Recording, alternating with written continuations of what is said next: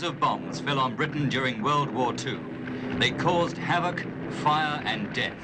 They left hundreds of thousands homeless. But of all the bombs dropped, it was those that did not explode that created the most difficult problems. Problems that still exist. For even today, the war against the unexploded bomb is still being fought daily by a handful of picked men. And this is a war not fought without casualties.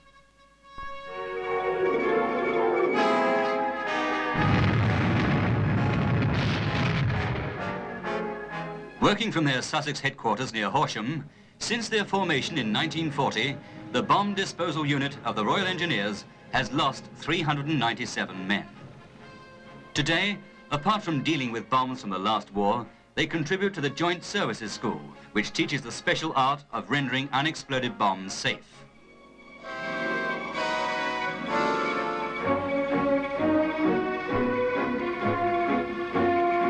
Although most of the instruction is on conventional weapons, research is now mainly in the field of guided missiles. Like the unit's kitten, bomb disposal men must be familiar with every type of new weapon. Dealing with a bomb's fuse, which triggers off the explosion, is the trickiest part of the job.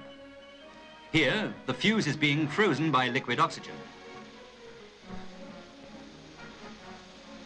But the method used depends on the type of fuse, often determined by X-ray.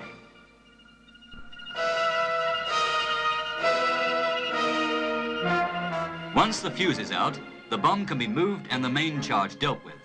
Then this cutting apparatus is set up and the men retire.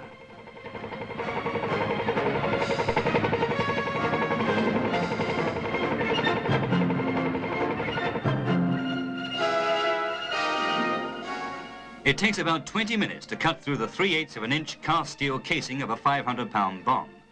Then, once the condition of the explosive has been checked, the TNT is steamed out by melting it.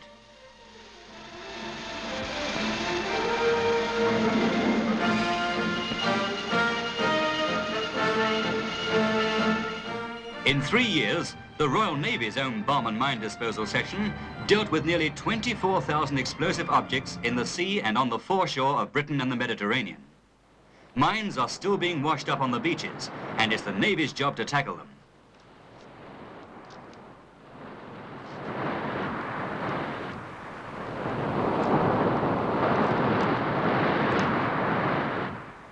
Corroded and barnacle encrusted from years in the sea, they can be tricky jobs. 39-year-old Lieutenant Charles Lawrence, MBE, from Tenby, South Wales, father of 4 children, has been on this work for 10 years.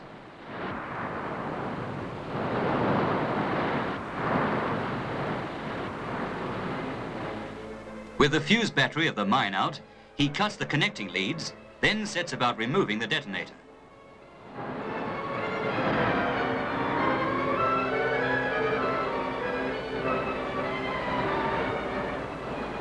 Bomb and mine disposal men of the Royal Navy are also fully qualified clearance divers, frogmen. For much of their work is underwater. They lay charges alongside mines or explosive objects on the seabed, then blow them up from boat or shore.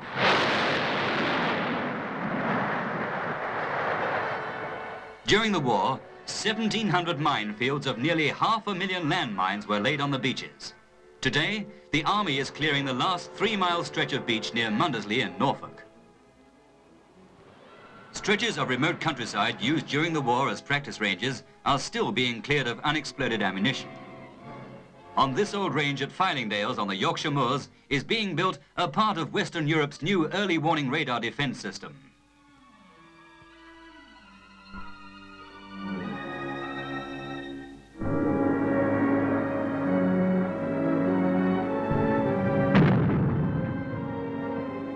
RAF bomb disposal men, apart from dealing with Allied bombs jettisoned by crippled aircraft over special areas, are busy clearing Air Ministry lands being returned to the public, like this one on the Essex coast.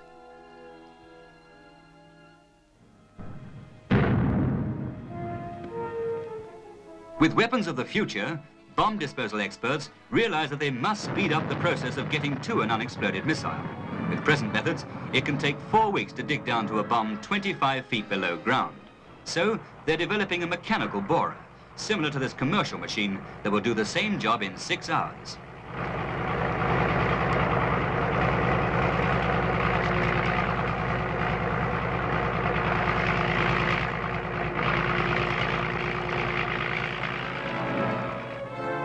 reports of suspected unexploded bombs on civilian property that come into Horsham are investigated by one of the bomb disposal unit's teams.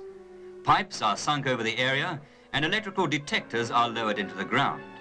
If there's anything resembling a bomb down there, it'll be detected. When its position is fixed, the slow process of digging begins.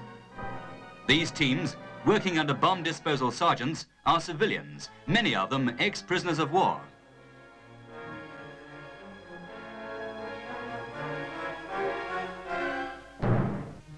As the shaft is sunk, it must be securely lined with wooden shorings, for there can be as much danger to the men from the shaft collapsing as from the bomb exploding. This shaft on a Kent fruit farm is 26 feet down.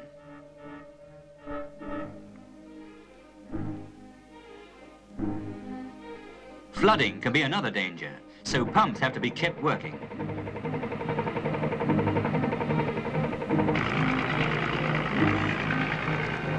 With the bomb located, the officer is called in. He decides that adjoining roads must be closed, for this bomb is a 2,000-pounder.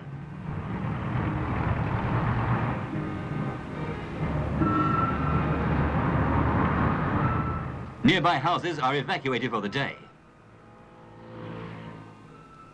The local police go from door to door to make sure that everyone is out of the area. With lunch baskets, housewives take their pets off for a day out, away from the danger area.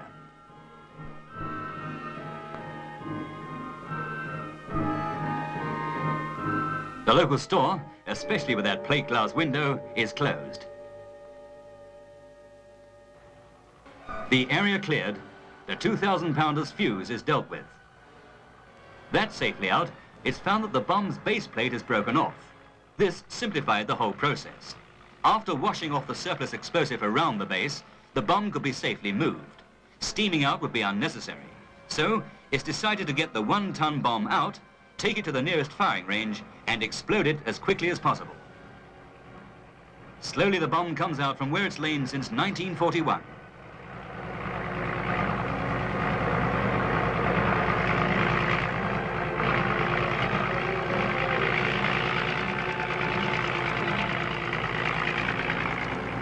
It's taken these 10 men 7 months to unearth it, at a cost of nearly £5,000.